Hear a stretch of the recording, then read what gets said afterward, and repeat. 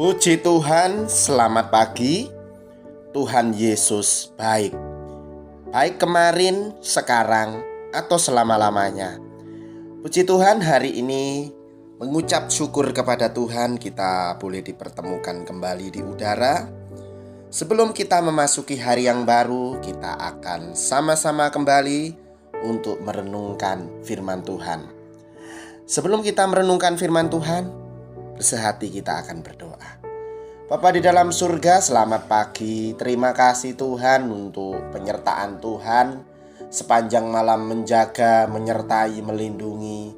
Bahkan di pagi hari ini kami bisa menikmati hari yang baru, udara yang baru. Kami mengucap syukur Tuhan, Engkau sangat baik. Sebelum kami memasuki hari yang baru, kami rindu untuk mendasari hidup kami dengan renungan firman Tuhan. Biarlah renungan firman Tuhan yang kami dengar pada pagi hari ini menjadi berkat rohani, menjadikan kami kuat, semakin kuat, dan Tuhan selalu memberikan kami kemenangan. Urapi hamba-Mu, urapi kami semuanya. Dalam nama Tuhan Yesus Kristus, kami siap mendengarkan kebenaran firman-Mu. Haleluya. Amin. Puji Tuhan, saudaraku yang terkasih. Pada pagi hari ini kita akan merenungkan satu kebenaran firman Tuhan yang terambil di dalam Injil Lukas pasal 5 ayat 16. Lukas 5 ayat 16, saya akan bacakan firman Tuhan untuk kita semuanya. Akan tetapi ia mengundurkan diri ke tempat-tempat yang sunyi dan berdoa. Pada pagi hari ini saya memberikan judul renungan firman Tuhan, bekerja dan beristirahat. Tuhan Yesus adalah figur teladan dalam hal bekerja karena ia adalah pekerja keras. Dia berkata di dalam Yohanes 5 ayat 17, Bapakku bekerja sampai sekarang, maka aku pun bekerja juga. Saat diutus Bapa di bumi ini, Tuhan Yesus sangat sibuk setiap harinya dalam melakukan pekerjaan untuk kerajaan Allah. Tuhan Yesus menyembuhkan yang sakit, mewartakan pembebasan bagi yang terbelenggu, dan membebaskan mereka yang terpenjara oleh kegelapan. Dan banyak hal lagi yang dilakukan oleh Tuhan Yesus. Dia bekerja dari sejak terbitnya matahari sampai terbenamnya.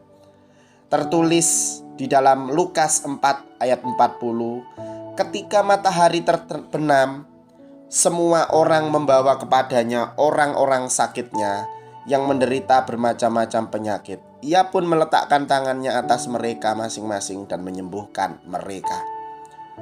Meski bekerja keras selama berada di bumi, bukan berarti Tuhan Yesus tidak pernah beristirahat. Dia juga membutuhkan istirahat untuk tubuhnya, supaya ia bisa berdoa kepada Bapanya. Ayat nas di atas menyatakan bahwa Tuhan Yesus mengundurkan diri ke tempat-tempat yang sunyi dan berdoa. Yesus adalah putra tunggal Allah, tetapi ia sering menyendiri ke tempat yang tersembunyi dan berdoa. Saudaraku yang terkasih di dalam Tuhan, sangatlah perlu bagi kita untuk memiliki persekutuan yang intim dengan Tuhan. Seringkali kita sulit untuk berkata tidak kepada teman sehingga kesempatan untuk menyendiri dengan Tuhan menjadi terlewatkan.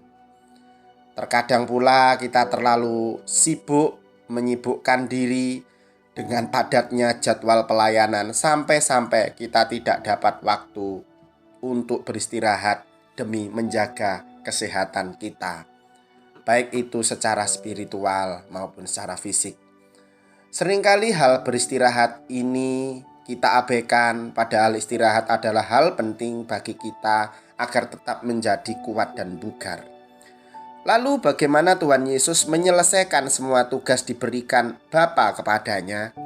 Ia mempunyai 24 jam sama seperti kita semua. Tetapi rahasianya ada pada ketaatannya untuk melakukan kehendak Bapanya. Tuhan Yesus bekerja dan juga beristirahat. Bukan hanya bekerja, dan terus bekerja tanpa beristirahat. Saat istirahat inilah Tuhan Yesus bersekutu dengan Bapa di dalam doa. Saudaraku yang terkasih di dalam Tuhan, kita hanya perlu menyendiri dan berdoa sebelum kita memulai hari baru, sama seperti yang dilakukan Tuhan Yesus. Markus 1 ayat 35 dikatakan, pagi-pagi benar, waktu hari masih gelap, ia bangun dan pergi keluar. Ia pergi ke tempat yang sunyi dan berdoa di sana.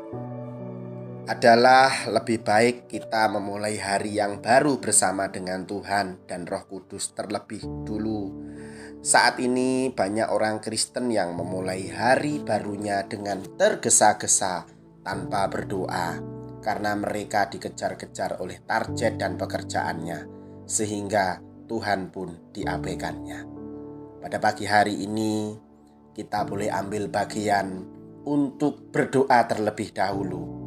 Yang artinya ketika kita boleh menyendiri bersama Tuhan dan Roh Kudus sebelum memulai segala sesuatu, ini adalah bukti bahwa kita memiliki penyerahan diri penuh kepadanya. Puji Tuhan, kiranya Tuhan Yesus menyertai langkah kita pada hari ini. Dan jangan lupakan waktu untuk berdoa bersama dengan Tuhan. Saya akan tutup renungan pada pagi hari ini dalam doa. Bapa di dalam surga, sekali lagi kami mengucap syukur dan berterima kasih karena firman-Mu sudah mengingatkan kami kembali ketika Tuhan Yesus pun mengajarkan kepada kami untuk beristirahat. Kami pun juga rindu Tuhan untuk beristirahat dan mengambil waktu untuk bersekutu dengan Tuhan. Terima kasih Tuhan buat kesempatan yang Tuhan berikan dalam hidup kami. Hanya beberapa menit kami bisa mendekatkan diri kepada Tuhan. Perlengkapi kami dengan kuasa Roh-Mu sehingga kami kuat menjalani hari yang akan kami jalani pada pagi hari. Terima kasih Tuhan. Kami akan memasuki hari yang baru, mulai dari pagi, siang, sore hingga kembali malam nanti. Tetaplah Tuhan berjalan depan kami. Dalam nama Tuhan Yesus. Haleluya. Amin. Puji Tuhan, saudaraku yang terkasih, selamat pagi, selamat beraktivitas. Tuhan Yesus memberkati kita semuanya. Dan jangan lupa untuk bersyukur bahwa Tuhan Yesus baik. Amin.